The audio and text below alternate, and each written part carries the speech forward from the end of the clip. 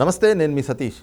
జగన్మోహన్ రెడ్డి గుండెల్లో గుణపం దింపిన గంపమేస్త్రి అనేటువంటి ఒక చర్చ అయితే ప్రస్తుతం ఏపీ రాజకీయ వర్గాల్లో చాలా విస్తృతంగా జరుగుతుంది. దీనికి ప్రధానమైనటువంటి కారణం దావోస్లో జరుగుతున్నటువంటి వరల్డ్ ఎకనామిక్ ఫోరంకి ఈ రోజున దేశం నుంచే కావచ్చు, అన్ని రాష్ట్రాల ప్రతినిధులు, అన్ని రాష్ట్రాల నుంచి నాయకులు వెళ్ళారు. అలాగే పొరుగునున్నటువంటి తెలంగాణ రాష్ట్రం నుంచి కూడా రాష్ట్ర ముఖ్యమంత్రి, అక్కడ ఉన్నటువంటి పరిశ్రమల శాఖ మంత్రి కూడా వెళ్ళారు.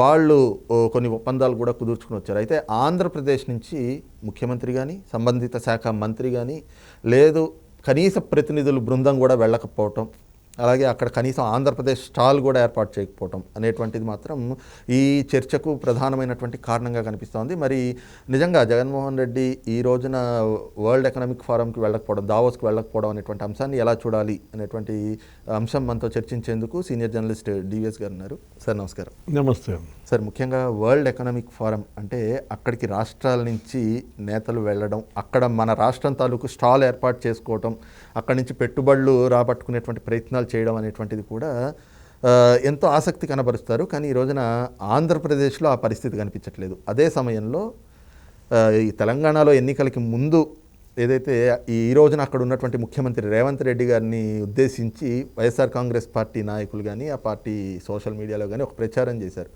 గంపమేస్త్రి తప్పితే ఎందుకు పనికిరాడు అని. మరి ఈ రోజున ఆ గంపమేస్త్రి 48,000 కోట్ల రూపాయల పెట్టుబడులు తెలంగాణ రాష్ట్రానికి తెస్తా ఉన్నారు అనేటువంటిది కూడా బేరీజ్ చేస్తూ ఉన్నారు. దీనిపైన మీ అబ్జర్వేషన్స్ ఏం చెప్తారు? మీ పిల్లలు ఇంటర్మీడియట్ మరియు ఎంసెట్ చదువుతూ సబ్జెక్ట్స్ లో కన్ఫ్యూజ్ అవుతున్నారా? కాన్ఫిడెన్స్ లెవెల్ తక్కువగా ఉందా? Raise the perfect guide. Description లో ఉన్న లింకును ఉపయోగించి సబ్స్క్రైబ్ అవ్వండి. గంపమేస్త్రి గుణపం దింపాడను ఏదన్నా ఏంటి?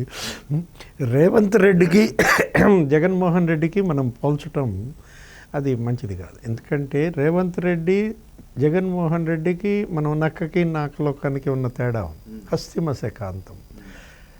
రేవంత్ రెడ్డి ఇవాళ దావోస్ వెళ్ళాడు అనేది ఒక సవాల్, ఒక ఛాలెంజ్ కోసం వెళ్ళాడు. తన యొక్క నాయకత్వ లక్షణం రుజువు చేసుకోవటం కోసం గత ప్రభుత్వం కన్నా తన ప్రభుత్వం మరిన్ని అవకాశాలు యువతకు కల్పిస్తుంది, కంపెనీలు రాబడుతుంది, పెట్టుబడులు తెచ్చుకుంటాము, ఉద్యోగాలు కల్పిస్తాము అనేది ముద్ర వేయటం కోసం వెళ్ళాడు.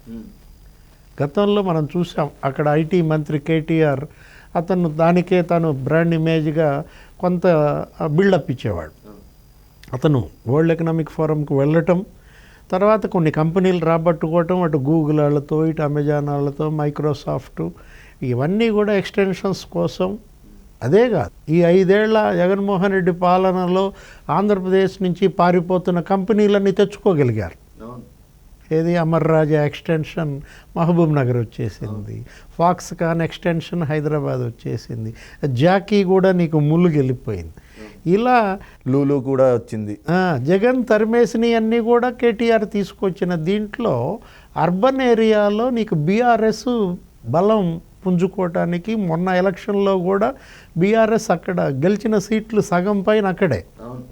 కారణం ఏంటంటే ఇదే, ఈ ఇమేజ్తో దీన్ని నల్లిఫై చేయటం కోసం, బీఆర్ఎస్ని చావు దెబ్బ కొట్టడం కోసమే రేపటి లోక్సభ ఎన్నికల్లో తన యొక్క లీడర్షిప్ పటిష్టం చేయడానికి రేవంత్ రెడ్డి దావోస్ పర్యటన ఉపయోగించుకున్నాడు. ఇదేంటి? పోటీతత్వం. ఆ పోటీతత్వం ఇతనిలో, జగన్మోహన్ రెడ్డిలో ఎక్కడుంటుంది? నేరాల్లో ఉంటుంది, ఘోరాల్లో ఉంటుంది. వరల్డ్ ఎకనామిక్ ఫోరంకి ఎందుకు వెళ్తాడు ఆయన? వరల్డ్ క్రిమినల్ ఫోరం ఏదైనా పెట్టారనుకో, అంటే WEF కాదు, WCF ఎక్కడుందా అని ఎతుకుతారు. వీళ్ళంతా కూడా శ్రీలంక వెళ్దామా, లేకపోతే ఇంకో చోటకి వెళ్దామా, ఏంటి ఆ మసాజులు, లేకపోతే పేకాటలు, గ్యాంబ్లింగు, క్యాసినోలు, ఈ బ్యాచ్ మరి వాళ్ళది ఏంటి మనం చూసాం. ప్రతి నియోజకవర్గంలో క్యాసినోలు. ఇప్పుడు మనం గుడివాడతో ప్రారంభించి నీకు వంశీ గన్నవరం దగ్గర ఒక క్యాసినో పెట్టిన దగ్గర నుంచి మొత్తం వైసీపీ ఎమ్మెల్యేలంతా ప్రతి నియోజకవర్గాన్ని గ్యాంబ్లింగ్తో నింపేశారు. మొన్న సంక్రాంతి సంబరాల్లో కూడా చూసాం. అంటే ఎలా వీళ్ళు వసూళ్ళకు తెగబడ్డారు. వీళ్ళకి ఎంతవరకు కూడా రాష్ట్రం పట్ల, యువత పట్ల, ఉద్యోగాల పట్ల వీళ్ళకి ఎక్కడుంది? జగన్మోహన్ రెడ్డి వెళ్ళాడు, మీరు చెప్పింది కరెక్టే, ఎక్కడికి? దావోస్ ఒకసారి వెళ్ళాడు. 5 ఏళ్లలో ఇతనికి దావోస్ వెళ్ళటానికి 1 ఏడాదే తీరింది.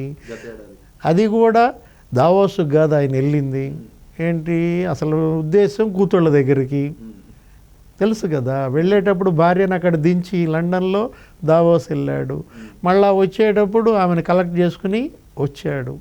సార్ అయితే ఆ రోజున నిజంగా మీరు అన్నట్టు గత ఏడాది వరల్డ్ ఎకనామిక్ ఫోరంకి వెళ్ళినటువంటి సమయంలో పెద్ద ఎత్తున ప్రచారాలు కూడా ఆయన అనుకూల మీడియాలో మనం చూసాము. ఇన్ని వేల కోట్ల పెట్టుబడులు, అన్ని వేల కోట్ల పెట్టుబడులు అని చెప్పేసి. కానీ అక్కడ ఆయన ఎవరిని కలిశారు ఏంటి అన్నది కూడా చూసాము. మరి ఇవాల్టి వరకు ఆ పెట్టుబడులు ఒక్కటి కూడా కార్యరూపం దాల్చిన పరిస్థితులు అయితే కనిపించట్లేదు కదా. లాస్ట్ ఇయర్ ఆయన వెళ్ళిన దావోస్లో ఏమని చెప్పారు? 1,25,000 కోట్ల పెట్టుబడులు వచ్చాయన్నారు. ఈ మిట్టల్ వీళ్ళందరినీ చూపించారు అక్కడ మనకి. కాకపోతే మీరన్నట్టు శరత్ చంద్రారెడ్డి ప్రత్యక్షమయ్యాడు. ఏది శరత్ చంద్రారెడ్డి జైల్లో వేశారు. ఇక్కడ ఢిల్లీ లిక్కర్ స్కామ్లో తెచ్చిన కంపెనీలు లేకపోగా ఉన్న కంపెనీలు తరిమేశారు కదా. ఇప్పుడు చంద్రబాబు హయాంలో ఆయన వెళ్ళేవాడు దావోస్ WEFకి, ప్రతి ఒక్కళ్ళు వెళ్తారు. ఇప్పుడు ఈ సంవత్సరం కూడా రేవంత్తో పాటు సిద్ధరామయ్య వెళ్ళాడు, మిగతా పొరుగు రాష్ట్రాల ముఖ్యమంత్రులంతా వెళ్ళారు. అవును, ఏక్నాథ్ షిండే వెళ్ళాడు. అవకాశం ఏది, అది పెట్టుబడుల ఆకర్షణకు, ఎంప్లాయ్మెంట్ పెంచుకోవడానికి, ఇండస్ట్రియలైజేషన్కి అదొక అవకాశం. దేశ విదేశాల నుంచి వస్తారు కదా కంపెనీ CEOలు, మంత్రులు, ప్రధానులు. ఇలాంటి అవకాశం చంద్రబాబు యూటిలైజ్ చేసుకున్నారు. ఆయన విదేశీ పర్యటనలు వెళ్ళినా కూడా, ఇప్పుడు కొరియా వెళ్ళాడు, నీకు కియా తెచ్చాడు. జపాన్ వెళ్ళాడు, హీరో హోండా అక్కడ షోరూమ్ ఏర్పాటు చేశారు మనకి. ఏది హీరో మోటాకార్ప్ తిరుపతిలో. ఇలా తిరుపతిని ఆయన ఏ విధంగా మొబైల్ మ్యానుఫ్యాక్చరింగ్ హబ్గా మార్చాడో మనం చూసాం. దేశంలో నీకు 10 ఫోన్లు తయారైతే 5 ఫోన్లు ఇక్కడే. నీకు హార్డ్వేర్ హబ్గా అక్కడ దాన్ని చేయటమే కాకుండా నీకు వైజాగ్ని సాఫ్ట్వేర్ హబ్గా మార్చాడు. స్టార్టప్ కంపెనీలతో అసలు స్టార్టప్ విలేజే పెట్టాడు. 100 స్టార్టప్ కంపెనీలు జగన్ వచ్చినాక మూతపడ్డాయి. మనం ఉత్తరాంధ్ర ఏం కోల్పోయిందంటే, మనం ఎంత డ్యామేజ్ జరిగిందో అర్థం చేసుకో. అదేంటి, మిలీనియం టవర్స్. ఆర్థిక రాజధానిగా ఉండాల్సినటువంటి విశాఖని కంప్లీట్గా తన యొక్క నేరాలు ఘోరాలకి నిలవుగా మార్చాడు. వాళ్ళ ఎంపీఏ పారిపోయే పరిస్థితి కదా. MVV సత్యనారాయణ కుటుంబ సభ్యులనే కిడ్నాప్కి గురైతే నా వ్యాపారం మూసేసి హైదరాబాద్లో పెట్టుకుంటానన్నాడు. ఎలా ఉత్తరాంధ్రాని నేరాల అడ్డాగా మార్చాడు, భూ కబ్జాల దందాలకి, సెటిల్మెంట్లకి దాన్ని ఎలా చేశాడో మనం చూసాం. అతనికి విశాఖపట్నం మీద నిజంగా ప్రేమ ఉంటే 100 స్టార్టప్లు మూసేస్తాడా? ఫ్రాంక్లిన్ టెంపుల్టన్ని తరిమేస్తారా? ఫార్చ్యూన్ 500 కంపెనీస్లో అదొకటి. లూలు కానీ, అదానీ డేటా సెంటర్ కానీ, కాంగ్లియంట్ కానీ, లేదంటే HSBCకి సంబంధించినటువంటి అనుబంధ సంస్థలు ఇంకోటి రావడం కానివ్వండి. లులు ఏమైపోయింది? తెలంగాణకు పారిపోయింది. అంటే వాటాల కోసం వీళ్ళు బెదిరించటం, ఏ విధంగా బ్లాక్మెయిల్ చేశారనేది మనకు కనపడుతుంది. అమర్ రాజాను కూడా అదే కదా, పోతే పోయింది అన్నాడు అమర్ రాజా. ఏంటి సజ్జల? అదేనా రాబట్టుకునే విధానం? అదేనా పెట్టుబడుల గమ్యస్థానంగా ఆంధ్రప్రదేశ్ను మార్చటం? ఆంధ్రప్రదేశ్కి జరిగినంత నష్టం ఈ 5 ఏళ్లలో విభజన వల్ల కలిగిన నష్టం కన్నా కూడా 3 రెట్లు ఎక్కువ. రాష్ట్ర విభజన ఆంధ్రప్రదేశ్ని 16,000 కోట్ల లోటులో పెడితే, జగన్ పరిపాలన నష్టం ఆంధ్రప్రదేశ్ని 50,000 కోట్ల లోటుకు నెట్టింది. నీకు చెప్పాను ఎన్ని రెట్లు, 3 రెట్ల నష్టం ఎక్కువ జరిగింది. విభజన నష్టాన్ని తట్టుకుని చంద్రబాబు ఆంధ్రప్రదేశ్ని నిర్మించాడు. ఇప్పుడు పునాదుల నుంచి నిర్మించుకుంటూ వస్తూ, పూడ్చుకుంటూ వస్తూ ఇవాళ కియా తెచ్చాడు. కియా దేశంలోనే అతిపెద్ద FDI. ఏది అసలు ఇంతవరకు కియాని మించినటువంటి అతిపెద్ద FDI ఇంతవరకు దేశంలోకి రాలా. వెళ్ళొచ్చు కదా జగన్మోహన్ రెడ్డి దావోస్కి, చంద్రబాబుతో పోటీ పడచ్చు కదా. నువ్వు కియా తెచ్చావు, నేను ఇవాళ ఇంకో మియా తెచ్చానని చెప్పుకోవచ్చు కదా, ప్రజలను ఓట్లు అడగచ్చు కదా. అది లేకపోగా విధ్వంసం చేసి కేవలం బటన్లు నొక్కడమే ప్రజలు గెలిపిస్తారా? ఇప్పుడు ఇవాళ జగన్మోహన్ రెడ్డి ఈ బటన్ నొక్కటం అనేది దేశం మొత్తం చూస్తాను. రేపు మళ్ళా జగన్మోహన్ రెడ్డిని ముఖ్యమంత్రిని చేస్తే ఏ ముఖ్యమంత్రి ఇక అభివృద్ధి చేయడు, ఏ ముఖ్యమంత్రి ఇక పెట్టుబడులు తేడు, దావోస్ వెళ్ళరు. ఎందుకు? అందరూ చేసే పనే ఇది. ఓహో, ఆయన బటన్ నొక్కాడు, మళ్ళా గెలిచాడు, మనం కూడా బటన్ నొక్కితే చాలు అని చెప్పి మొత్తం దేశంలో ముఖ్యమంత్రులంతా ఇక బటన్ నొక్కడమే పనిగా పెట్టుకుంటారు. కానీ అంటే ఇక్కడ జగన్మోహన్ రెడ్డి వెళ్ళకపోయాడు, కనీసం ఆయన ప్రతినిధిగా, అంటే రాష్ట్రం నుంచి ప్రతినిధిగా ఆ సంబంధిత శాఖ మంత్రిని, అధికారులని పంపిస్తే సరిపోయేది కదా సార్. అది కూడా చేయకపోవడాన్ని ఎలా అర్థం చేసుకోవాలి? అంటే ఈ రోజున ఎన్నికల దగ్గరకు వస్తున్నాయి, ఇలాంటి తరుణంలో వెళ్ళి రావటం మీరు అన్నట్టు చాలా మంచి పరిణామంగా కూడా ఉండేది కదా, రాష్ట్రానికి ఒక మంచి పెట్టుబడులు కూడా వచ్చిన అంశంగా తయారయ్యేది కదా. మరి ఆ దిశగా ఎందుకు ఆలోచనలు చేయలేదనుకోవాలి. అంటే మీరు అనేది కోడిగుడ్డు మంత్రి గురించా? అంటే మరి అది ఇంకా గుడ్డు పెట్టలేదా, లేదు ఇంకా పొదగలేదా, పిల్లలు ఇంకా రాలేదా? ఇప్పుడు ఆయన చెప్పాడు కదా, ఇప్పుడే మా కోడి గుడ్లు పెట్టింది, అది పెట్టవడానికి ఇంకా టైం పడుతుందని అడుగుతారు కదా. దావోస్ తెలంగాణ ఏమైందంటే మీ కోడి అని అడుగుతారు. గుడ్లు ఎన్ని పెట్టింది, ఎన్ని పిల్లలు బయటకు వచ్చినాయి, అక్కడేమి లేవు కదా. ఆల్రెడీ విశాఖలో ఒక సమ్మిట్ పెట్టారు. అదే ఏది, చంద్రబాబు 3 సమ్మిట్లు పెట్టి ఆయన మరి 16 లక్షల ఉద్యోగాలు, 30 లక్షల ఉద్యోగాలు, 16 లక్షల కోట్ల పెట్టుబడులు తీసుకొచ్చిన దానికి పోటీగా ఈయన కూడా ఏదో ఒకటి జరపకపోతే మళ్ళీ రేపు నేను ఓట్లు అడగలేనని చెప్పి పెట్టాడు విశాఖ సమ్మిట్. 13 లక్షల కోట్ల పెట్టుబడులు అన్నారు.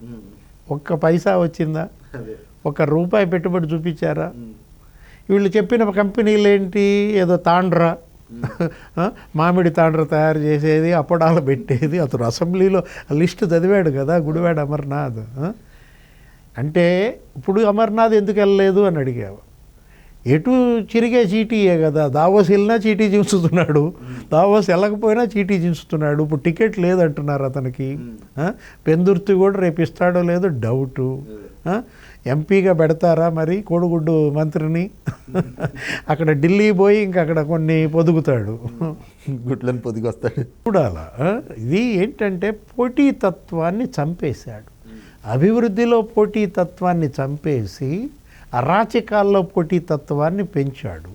జగన్మోహన్ రెడ్డి అండ చూసుకుని ప్రతి నియోజకవర్గంలో ఎమ్మెల్యేలు, మంత్రులు అరాచకాల్లో పోటీ పడుతున్నారు.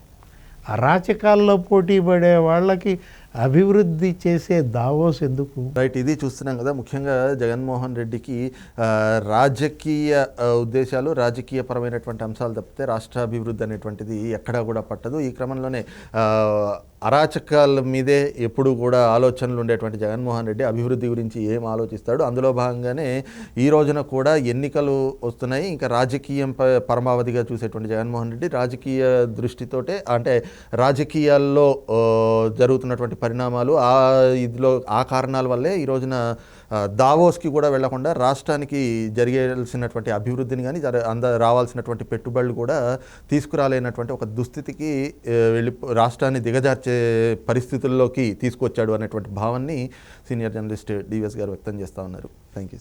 నమస్తే.